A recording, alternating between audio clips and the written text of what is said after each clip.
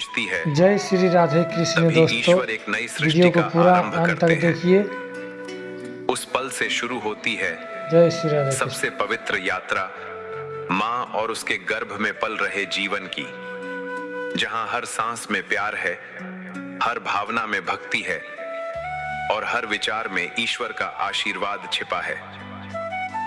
जीवन की शुरुआत माँ के गर्भ से होती है। यही वह स्थान है जहां एक नया जीवन, केवल शरीर नहीं बल्कि मन, विचार और आत्मा का भी निर्माण होता है। माँ के विचार, उसकी भावनाएं, उसके बोल, सब कुछ उस छोटे से जीवन को प्रभावित करते हैं जो उसके भीतर पल रहा होता है। इसीलिए हमारे ऋषि मुनियों ने कहा है, गर्भकाल सिर्फ शारीरिक विकास का नहीं, आध्यात्मिक विकास का भी समय है। और इस समय में सबसे पवित्र ज्ञान देने वाला ग्रंथ है गर्भ गीता।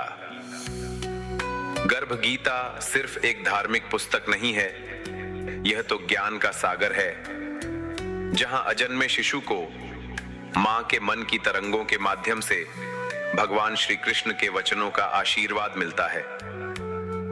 गर्भ गीता सुनने से मां का मन शांत और सकारात्मक रहता है।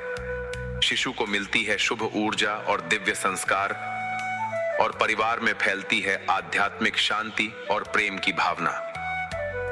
कहा जाता है, जब मां गीता सुनती है तो उसके भीतर पल रहा बच्चा ज्ञान और भक्ति के बीज को अपने भीतर संजो लेता है। इसलिए गर्भ गीता सुनना सिर्फ धर्म नहीं, यह एक पवित्र यात्रा है, जहां मां और बच्चा दोनों एक साथ ईश्वर की ओर कदम बढ़ाते हैं। गर्भ गीता गर्भ से ही जीवन को ज्ञान की ओर ले जाने वाली ज्योति कहा जाता है। जैसी मां की भावना, वैसा बनता है उसका बच्चा।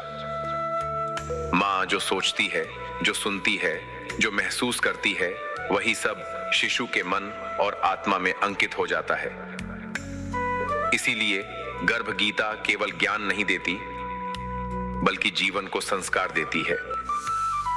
जब गर्भवती मां गीता के श्लोक सुनती है तो उसके हर शब्द में शांति, संतुलन और प्रेम का कंपन होता है। यह कंपन शिशु के मन तक पहुंचकर उसे बनाता है धैर्यवान, शांत और बुद्धिमान। गीता सिखाती है कि जीवन केवल भौतिक नहीं बल्कि आध्यात्मिक यात्रा है।